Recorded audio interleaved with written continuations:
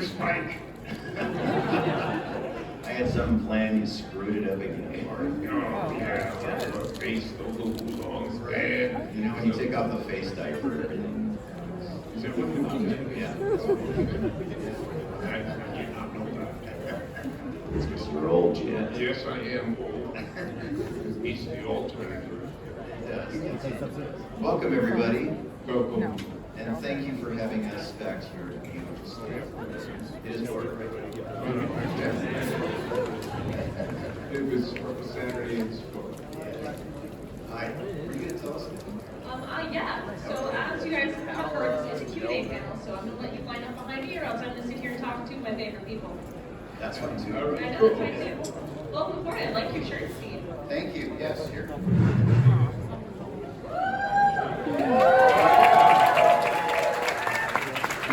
Wait a minute. What is your job liver?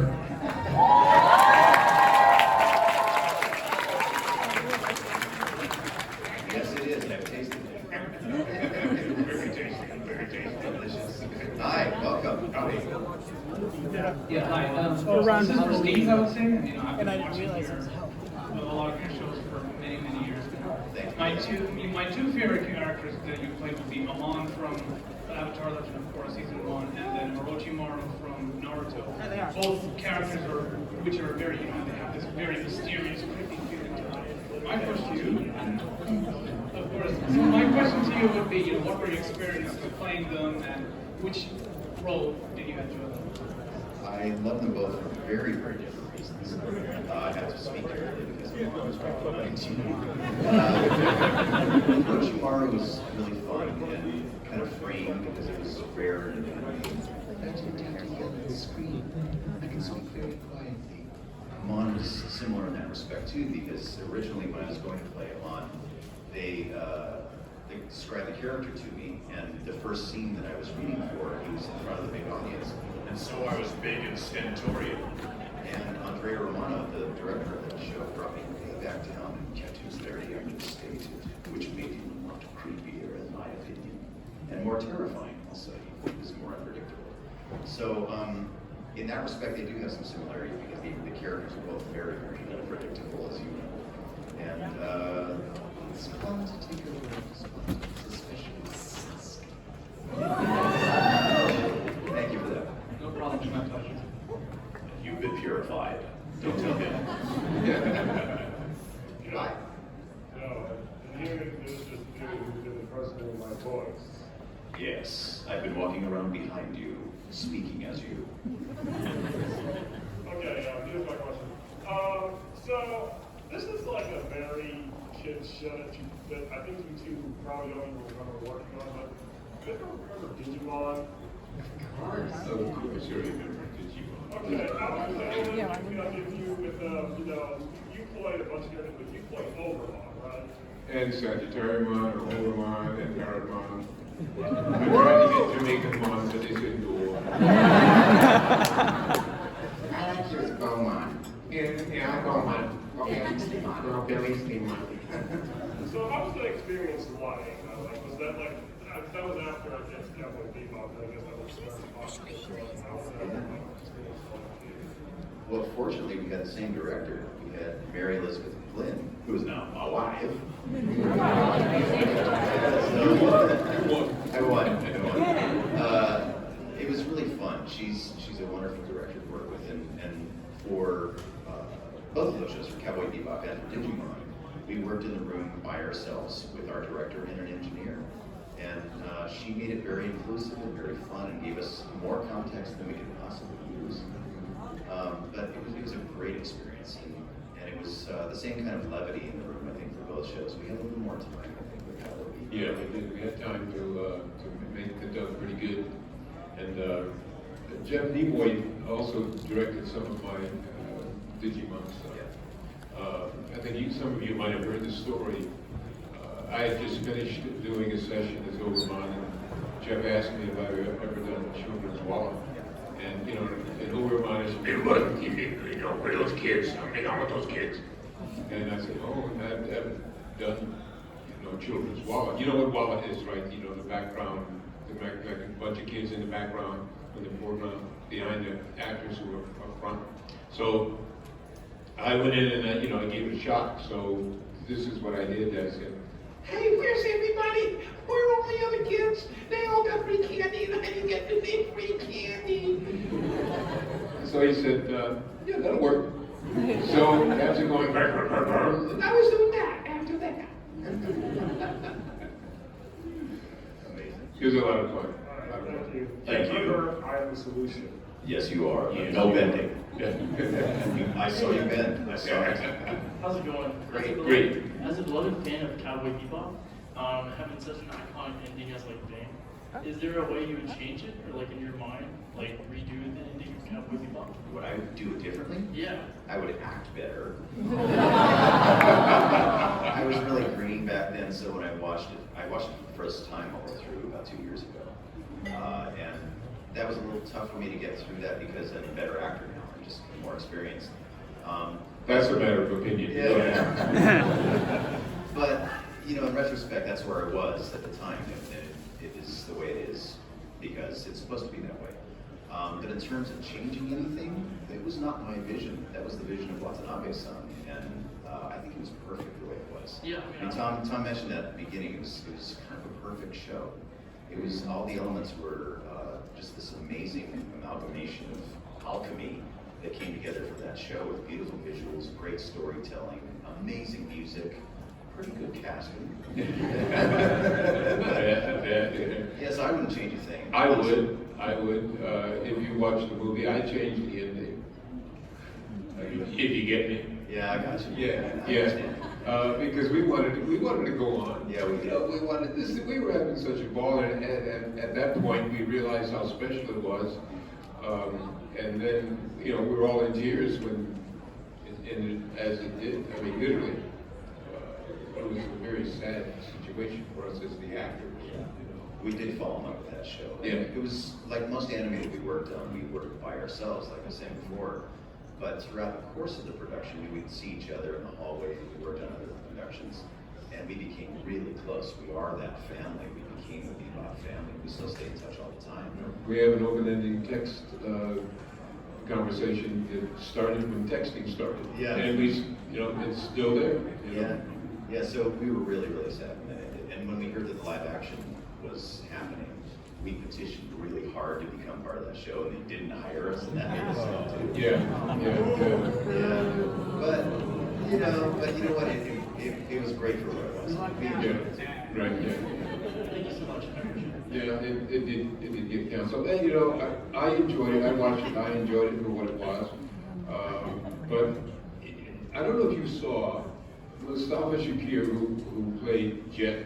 They did a little bit, I don't know, 2-minute bit or something. He gave a tour of the Bebop. I don't know if you all saw that. He gave a tour of the Bebop, and he went by one section where there's a bulletin board, and there was a photo of Steve right there.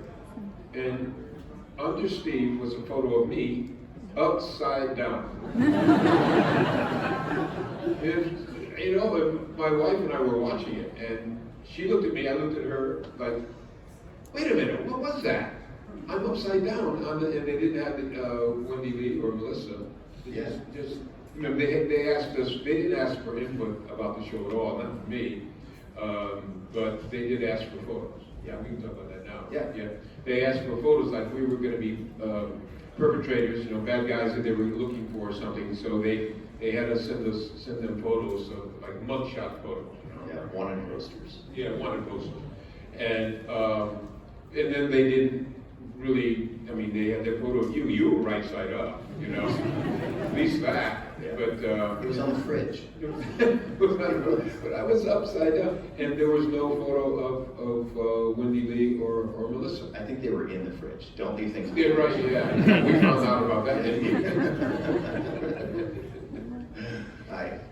Hi, you kind of already answered my question. I was going to ask you about the live action show, but I just want to say I found the original show recently. I started watching it. I haven't finished it yet because of the live action. Like a bunch of people saw it, said it wasn't very good, but told me to watch the original, so I found it. And I was curious, has anybody ever told you that the new show has brought them to the old show, or have you heard of anybody doing that?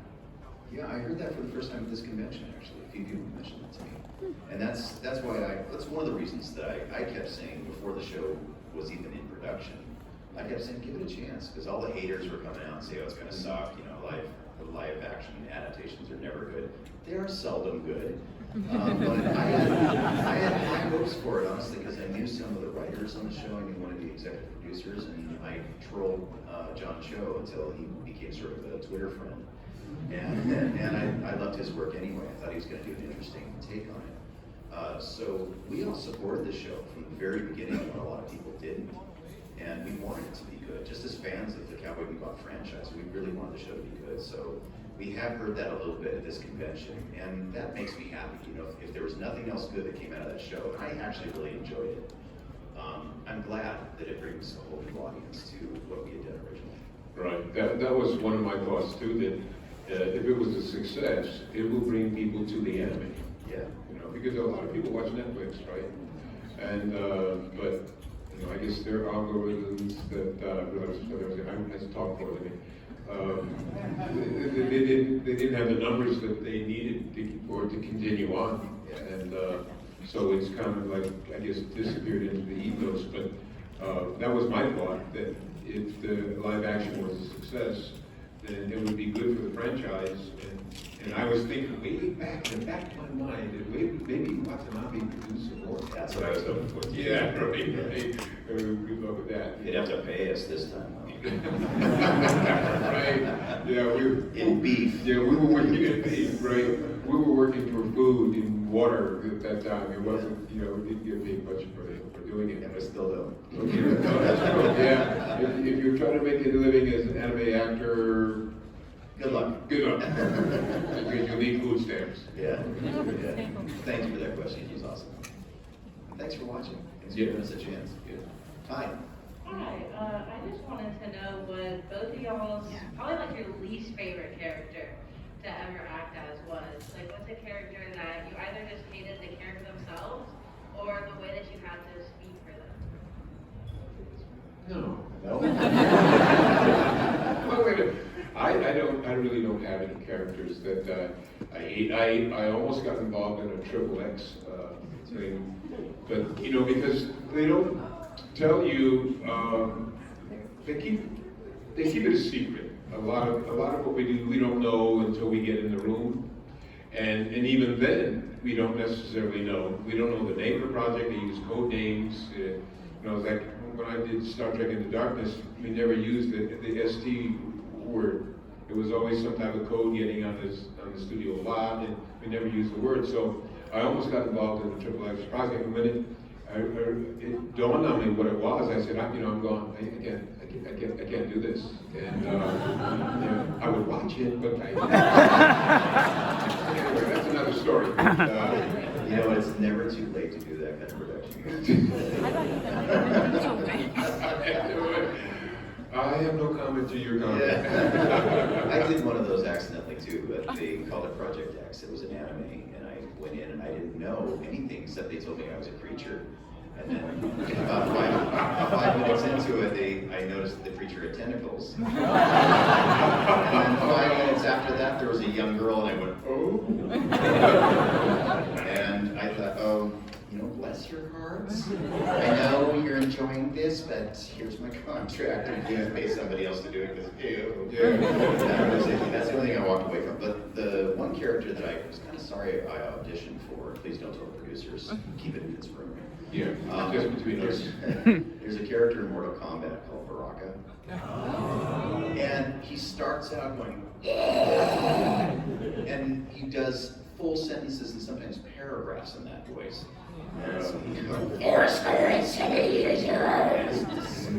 It hurts to listen to, it hurts to do in my throat, it sounds like vomit, it feels like vomit, and I feel like pieces of my body are flying out of my mouth. It's disgusting, it is so hard to do and to sustain that for a couple hours. So you voice actors out there, be careful about what you audition for, right? Because that one hurts. Yeah. Thank you. And the orcs, I guess I could say that was also physically painful doing the orcs, and and we did a wallet session for the movie, and I think there were like maybe 8 actors, and you know, we had a sea of orcs. There were thousands and thousands of them, and so we had to do pass after pass after pass, you know, with 8 people, or it might have been 10, doing the voices of 1,000 creatures. And of course, they didn't want, these were orc grunts, so they didn't want anything that resembled human sounds. So we that stuff, you know, like for 8 hours. You know, and one guy had a nosebleed, and you know, after you do that, even though you get through, I mean, we're talking bypass our throat, but even then, after you do that for 8 hours, you don't sound like yourself for the next couple of days, and which means you can't audition, you can't work. And so, you know, you do, it sounds like you did one day's gig, and it takes you down a total of 3 or 4. At least, Yeah. I heard that they actually recorded that for 2 days, and I was booked to come in the day after you did it. Oh, really? And I heard about the pain that you guys were in, and I said, you know what, I'm busy. You were smart. Yeah, I was working on that one. Yeah, right. Yeah, dodge that bullet. Thank Yeah. you. Thank you. Thank you. Well, not easy. No. Hi. So Cowboy Bebop is considered legendary when it comes to voice dubbing, and you know a lot of people have different definitions of what good dubbing is. So I just want to ask you guys, what do you consider good dubbing? Well, I consider good dubbing to be when you pay attention to the details and you don't just fit words in the mouth. A lot of us were writers for, they call us ADR writers, where we would take the original Japanese translation, we conform it to an American way of speech, matching mouth movement for mouth movement. We call them flaps. Yeah, the mouth flaps, yeah, all the plosives, everything has to be in there. It's a very, very tedious process. So not only is it important, in my mind, to make sure that you catch every one of those so it looks like you're still speaking English, but to do it in a way where it sounds like English too. Because if you listen to a lot of really bad dubs, you'll hear a lot of justs and buts and like connective tissue that they have to do, or there's a really weird pacing of it. Where in the original Japanese it sounds fine, but it might be a sentence like, we've got to make it to the city, but it's spread out with these big beats in the middle, and it would be, we've got to just make it to the city. And you've heard this in bad dubs before, and there's all these little extra words they might throw in just to make that happen. I hate when that happens. It becomes our job to sort of finesse that and make it sound like real English language. In Cowboy Bebop, our writer, Mark Handler, really took the extra time, I think, as best he could, to make it sound like it was originally in English. And I love that, and it didn't affect the storytelling either, because sometimes for me that takes you out of the story, but it's a really bad dub. So we got better and better at it, and in the beginning it was really hard because nobody really knew how to do it either, and we didn't have the technology that we have now. When I started dubbing, when you started dubbing, they were doing it on reel-to-reel tape, and we had to get the tape perfect the first time, otherwise the editor had to come with a literal razor blade and cut it, try to paste it together. Now we've got Pro Tools, we have all these other digital medium where we can record on it, we can do multiple takes, and they can patch it together electronically if they have to.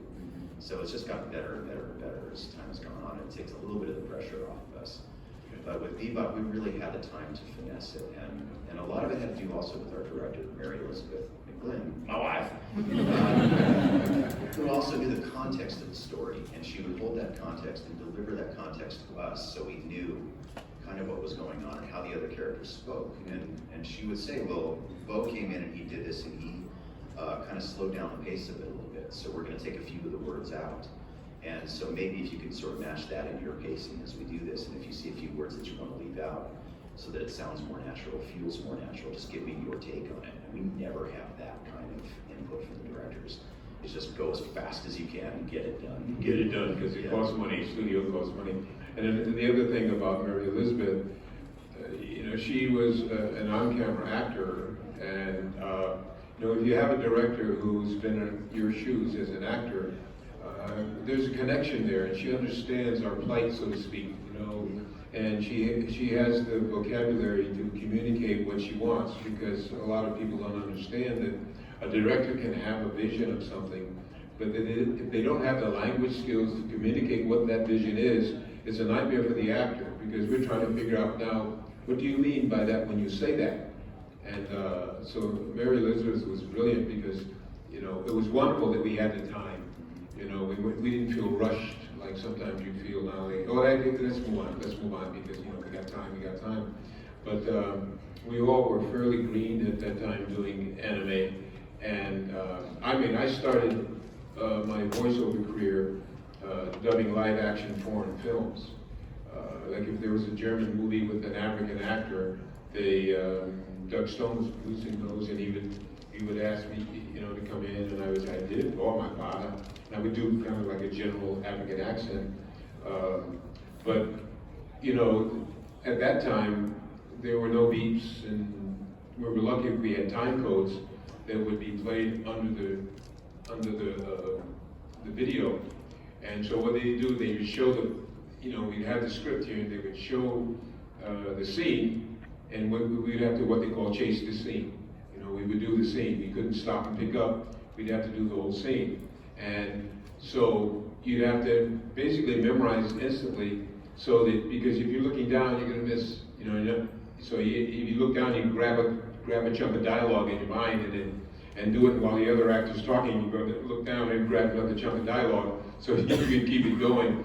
And of course, there was no school for that. There was no studying. It was on-the-job training, and it was so nerve-wracking because, you know, when somebody hires you to do something, you want to do a good job.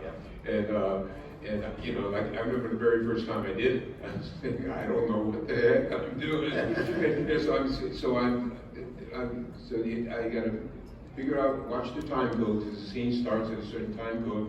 I grab my dialogue, and I'm ready, and I go, and I say my lines while the other actor's talking, and I go, I gotta grab some more dialogue, and it wasn't really fun. No, you know, it was hard. It was hard. But now with Pro Tools, they can slide it, they can compress, and so the actor is much more actor friendly now than it used to be. Thanks for asking. Thank you, Mayor. Hi. Hello. Logan. I see you again. Yes. Steve, I'm not from Syndicate, no worries. Okay, I'm not worried. So, I can take you. Out to dinner. With some help. Easier. Out to dinner. So, I had a question for Beau yesterday, and now I have one for you. I've seen you in different roles, such as, if you remember, Makoto Shishio Yes. from Rurouni Kenshin and Spike Spiegel. If you get really in character from calm and collected to more sinister and Newton, does that affect your headspace after a while of having to get in character? Fortunately, I have all those voices going on simultaneously in my head anyway. So it's just, I have to find the right funnel to stick them in so they come out properly. But yeah, that's, a lot of it is muscle memory at this point too. When I was a much greener actor, that was a much more difficult task. But with experience comes the ability to switch on a dime. And that's what we're called upon to do more often than not in every medium that we work in. Right. You know, sometimes we'll walk into a studio thinking we're going to do a Lebanese accent, and then all of a sudden I walk in and they say, well, we changed it to Australian, go. And I'll go, all right then, yeah, let's do it. Yeah. But that's part of the fun of the acting challenge, I think. I don't see that as an intimidating thing. I see that as a fun challenge. I want to sink my teeth into it. Right. Yeah, great question. If you're doing just your own voice, it's almost like, that's kind of boring. You know, I want to do something different. You know, I want to do something different. Yeah, we don't have a little evil inside us, right? Yeah, we do. Thank you for that. Hi. First off, I wanted to say thank you guys so much for coming around here to Orlando. It's always a pleasure to go ahead and have you guys here. Thank you. I did have a question for you, Steve, because I was wondering if you remember a small little game that was called Valkyria Chronicles, and I wanted to go ahead and see kind of like what was your experiences like working with that game? Is that Zegra? I believe so. It's the guy who drives the tank, and then there was also a character that was an engineer as well. I don't remember. No, dude, there's so many games, and like Beau was saying before, you know, everything's in the code names when we're working on it, so I probably didn't know what it was. I honestly don't remember, and I've done over 400 games. So years ago, I won a Guinness record for the most voices in video games, and I actually had to sit with my agent for 4 months going through my own IMDb to figure out if those were actually mine. I didn't know. We had to look it up, we had to Google it, it was ridiculous. So honestly, I do not remember, but thank you for enjoying it. Yeah, no problem. Okay, and for stumping me. You're like a stump product. Hello. Hi. Nice to meet you guys. So I had a question. I actually got into Cowboy Bebop through the movie first. Cool. So I was wondering if there was like any difference in recording that as opposed to the show. Yes. Yeah, the show we recorded in a kind of a private studio. It was a very intimate situation. When we went to record the Cowboy Bebop movie, we did it at Sony Studios, and we were in a huge, massive soundstage with a gigantic screen. And one of the executives from Sony, I don't know if they did this during your sessions, but this guy was walking back and pacing back and forth behind me while I was recording, coming up with his brilliant ideas. He was like a pencil pusher idiot with a suit and tie. He had never seen an anime in his life. He had no idea what Cowboy Bebop was. But he'd be walking back and forth behind me while I was recording. He'd go, I think he should do that maybe faster and maybe put a few more words into the line. And Kevin Seymour was in the room with us, was kind of the showrunner for it, and Mary Elizabeth was directing us. And both of them are kind of going like this, oh my God, you just do what he says, and then the moment he would walk out, you go, okay, now we're gonna redo it the right way. But the pressure in that room was so intense because we had the executives from Sony breathing down our neck doing it. Was that like it? Yeah, well, and you remember how that evolved too, because originally we understood that they were going to use these big time celebrities to do the voices, because James Earl Jones was supposed to do Jet, and so the fans, they had a petition that had thousands of signatures, and apparently they swayed Sony, of course, with Kevin's input and Yutaka's input, and so they used the original actors. I mean, it should be a no-brainer, right? I mean, we did 26 episodes with these voices, and then they're going to do a movie with different voices. I mean, come on, right? But like that studio executive marauding around behind Steve, he had no clue or no concept of really what we're doing. Yet his company was paying the bills, so he felt like he would throw his 2 cents in, and we took it, and then when he left, we tossed it in the. I think you should call him Jeet instead of Jet. I call him Jeet. That might work. Thank you for that. Thank you so much. Hi. Hi there. So my big question for the both of you as voice actors, I'm a voice actor myself, considering their demonstration recently on Baraka, it certainly demonstrates how every voice actor would face the challenges with voicing such a difficult character and the techniques to not really strain your voice. I mean, like, can you further demonstrate or talk about like how to prevent such strains in the voice? Best way to prevent it is to not do it. I agree. Yeah, no matter how much training you have, when you're doing orcs or you're doing something like Baraka, you're gonna strain your voice at some point if you're doing it right. Wolverine is a great example too. When I would go in to do Wolverine, one of my favorite characters of all time to do, he would start out like this, but he would stay there for maybe 5 minutes, and the rest of the time I'm in the booth, he's like this! Goes into berserker mode. There's nothing you can do, no matter how much training you've had, that will prevent you from injuring yourself if you don't monitor that. So you have to be your own best monitor for these kinds of sessions. Now, I won't do a session like that for more than 2 hours. And something like Baraka, I try to do only 1 hour sessions because it hurts so much. You have to drink a lot of water before and after. Make sure you get a lot of sleep. It's very, very underrated, especially for you young people who think you can survive on no sleep. You'll see, it'll catch up with you. The purpose of sleep is really to rebuild the cells that you break down, because we're all shedding cells all day long. It's even more important when you're doing that kind of work and you're doing real structural damage in your windpipe, in your instrument here. So you gotta stay lubricated, hydrated. Don't drink coffee before you work, it'll dry you out. Dairy products will give you a lot of phlegm. You'll sound like that. It's actually good for Baraka for about 5 minutes, and then it just starts hurting again, and it's bad for you. Soda is bad, candy is bad. You have to learn the things that are good for your own personal body too. A lot of people react differently. Some people work really well with honey. I don't. Honey gives me a lot of phlegm also. So you have to try out a bunch of things and find out what works for you. It's really best. I also have these throat drops. They're herbal Chinese drops called Golden Throat. I'm not getting a sponsorship from them, but they happen to work really well for me. And they don't repair the damage, but they can get me through the end of the session when I feel like the voice is going. But honestly, the best thing to do is just shut up. When you're done with the session, just be really quiet, go and vocal rest. Yeah. And we drink this throat coat tea, which is also good. And another trick is to hum. Like if you're doing those vocally challenging roles when you're on you have a moment, because when you hum, you're vibrating your vocal bands, or some people call them vocal cords, and it's kind of like soothing them, right? And it sounds sexy too. Yeah. Say my name, Beau.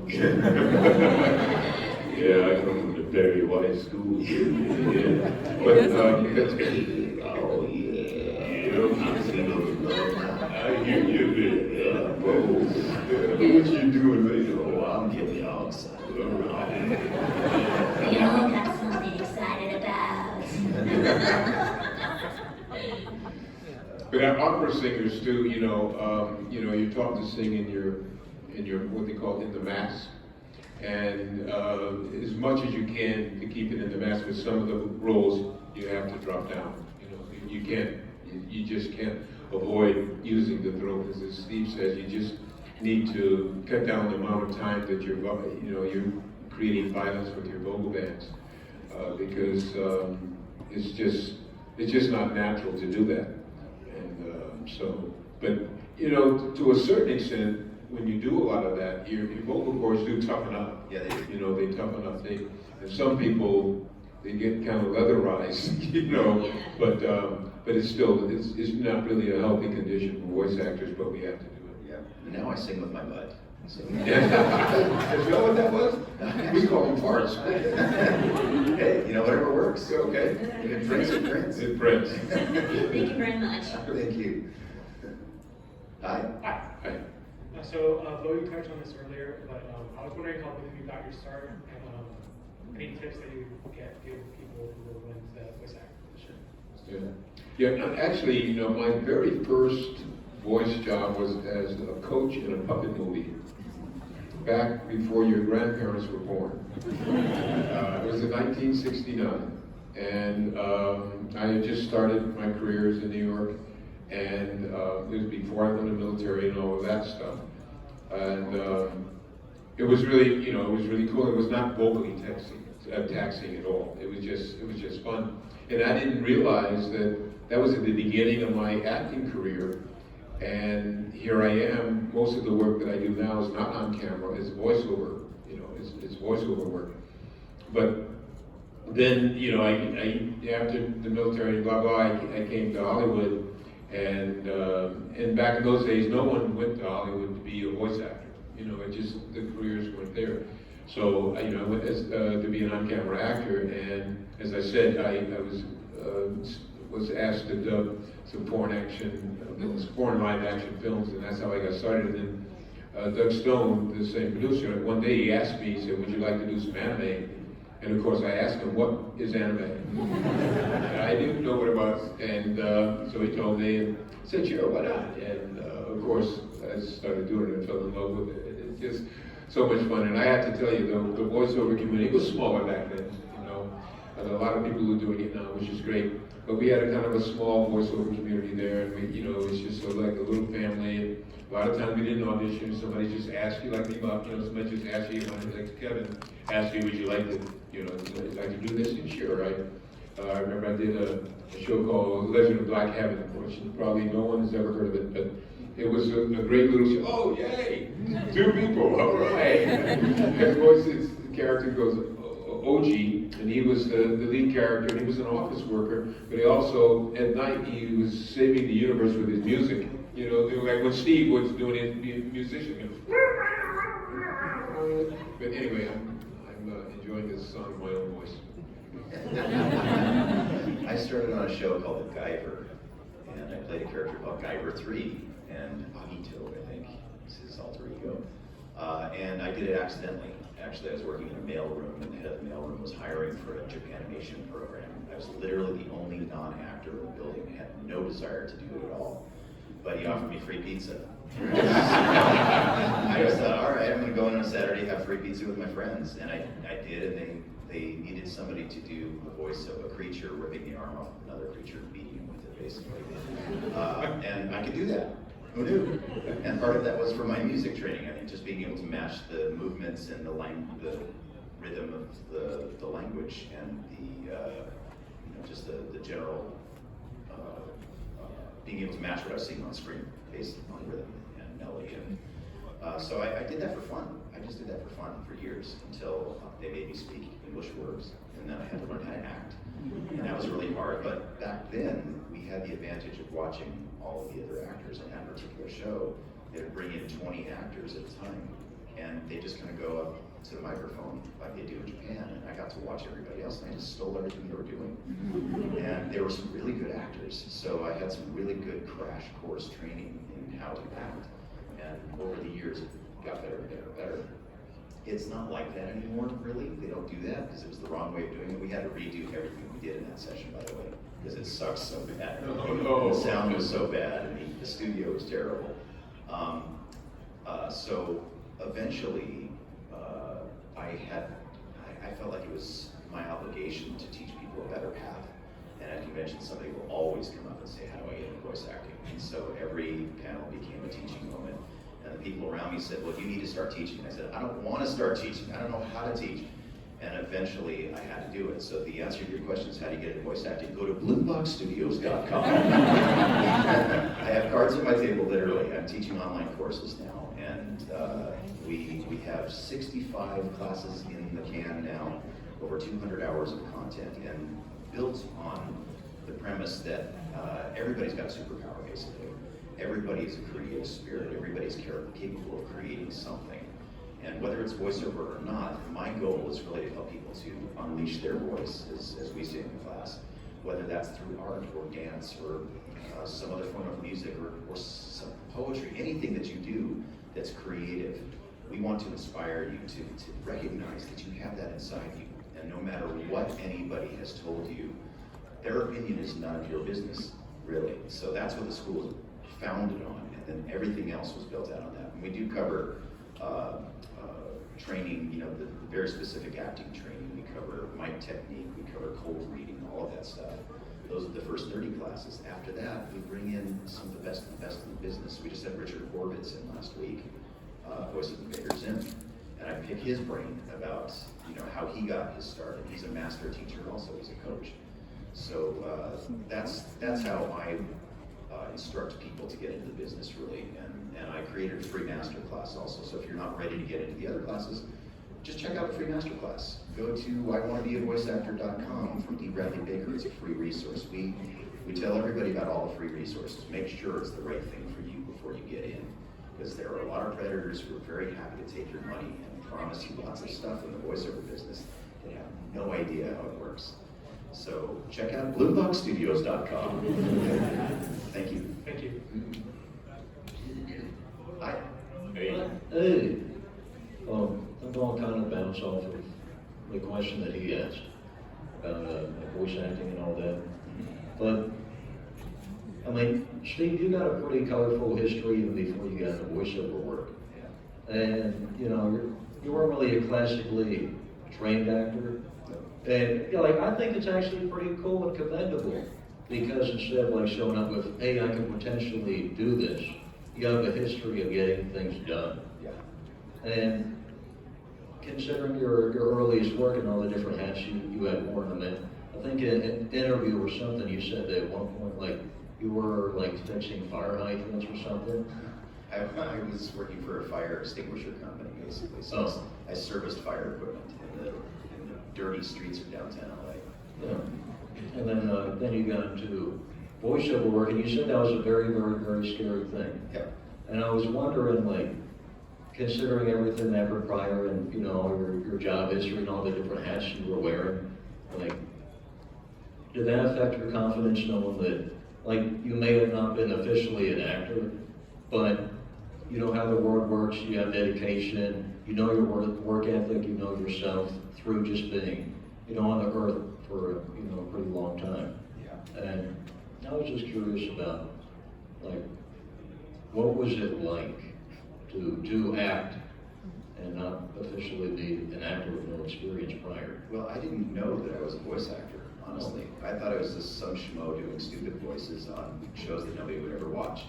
And it was fun. I was having fun. I didn't care if I was ever going to be rich or famous. That's another thing I tell my students at blueboxstudios.com. You got to do it for the right reasons. I think anybody that is a brilliant actor does it because they love the work. We certainly didn't do this for the money. We like money, but we didn't do it for the money. I did it because it was just a fun thing to do that made me feel good. I hated so many of my jobs. I was an executive at a film company. That same film company that I was hired out of the mailroom from, I became head of marketing there. I was making 6 figures and traveling the world. And I hated going to work every day. Yeah. But the one thing that really made me happy was getting in that booth and being somebody else for a little while.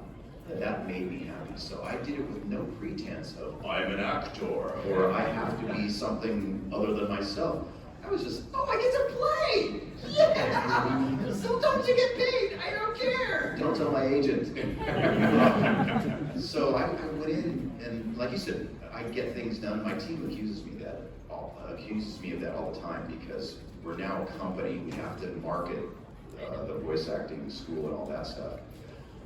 But basically, you know, we come up on a challenge, and I go, all right, let's do it. And they go, wait, we gotta do research. And I'm, all right, you guys do the research. I'm gonna do this over here. I'm an action-oriented person. That served me really, really well.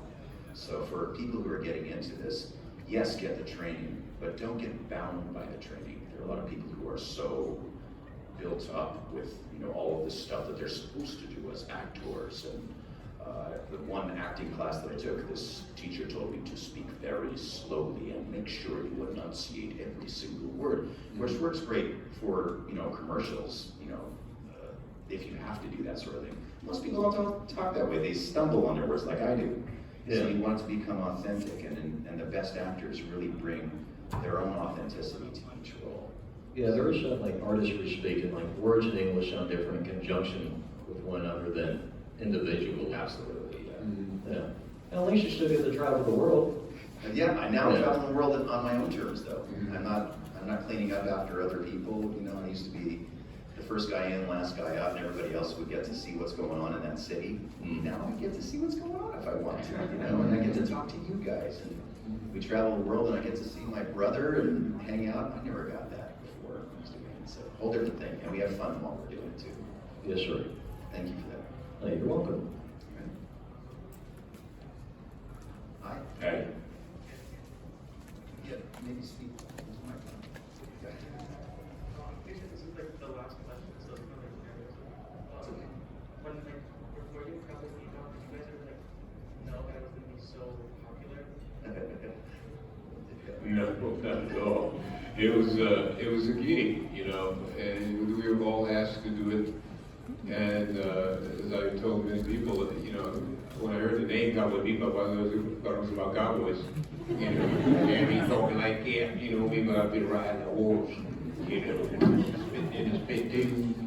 But and so Mary said, no, that's not what it is. You know, you're bounty hunters in the future and blah, blah, blah. And she said, look, why don't we do something drastic? Why don't you use your voice and let's tweak it a little bit? And I said, oh, okay, you know, let's do that. But we had no clue that it was going to, you know, 20-some years later, that people would be asking us questions about our experience. It took time for us to realize how special it was. And it started to click when I really started hearing some of the music, you know. And you know, one of the best aspects of it is that we've become a family. You know, the basically the 5 of us, you know. And that is a gift that it just keeps giving, you know, because you guys have kind of gotten on board with this, and because of that, we get to absorb all the love from you when we go to conventions, and it's the best life to live. Yeah. And back then, also, the only way that people were able to consume anime was on VHS tapes, and sometimes 1, 2, 3 episodes at a time for $85, if you could find it. There wasn't a Toonami, there wasn't a Crunchyroll, there weren't those places of access that there are now. And we were going up against the Suppers versus Devers back then thing. So we were just trying not to ruin the art form of anime as we were accused of. My life was threatened the very first convention I went to. I don't remember what show it was, but I was up there with a panel of these guys from Streamline, one of the old anime companies. And there was some guy who stood up in the audience and said, "You guys are ruining anime, man. Anime should only be watched in its purest form." And they actually threatened my life. I had to change my phone number and my email address. They threatened my family. There were people sitting outside of my house back at that time. So we had no idea that anybody that was sane would ever watch these shows. Let alone that it would get out to a big audience. And thankfully, Cartoon Network, in their brilliant minds, came up with Toonami and started putting these shows on the air. And when Cowboy Bebop hit the airwaves, and you guys saw it for the first time on cable, which was new at that time, it went to a whole new worldwide audience. It was kind of amazing, and I'm so grateful that I got to be part of that too. And we're still on every Saturday night, only Toonami. Yeah, so honestly, like Beau was saying, we made these shows for us. We just made them because it was fun to do with people that we loved. They were the nicest people in the entertainment business. I had worked in music, I worked in film, I worked all over the entertainment business, and they were nasty. So many people were so nasty. In the on-camera world, people are nasty. Casting process is awful. In our little microcosm, which is very little back then, everyone I met was really cool. They were down-to-earth people. We've been friends for 85 years now. As we have with 90% of the people in our business. We've stayed friends all these years, even though we didn't sometimes even work together in the same room. The anime industry in particular, and the voiceover industry, I think you guys might agree that most of the voice actors that you'll meet at these conventions are really cool down-to-earth people. And that's my family, as you guys are our family too. So we're just really grateful that it worked out. So thank you for supporting our careers and giving us something to do so that we don't become criminals. We just love you guys. We love you.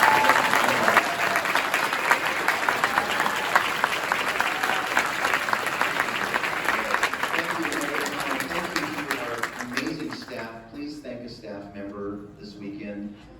We wouldn't have such a great show if it weren't for the amazing people who have volunteered their time here. And thank you guys. We love you so much. Will you guys meet your tables after this? We're going to meet our tables after this. At our tables. Signing till they kick us out.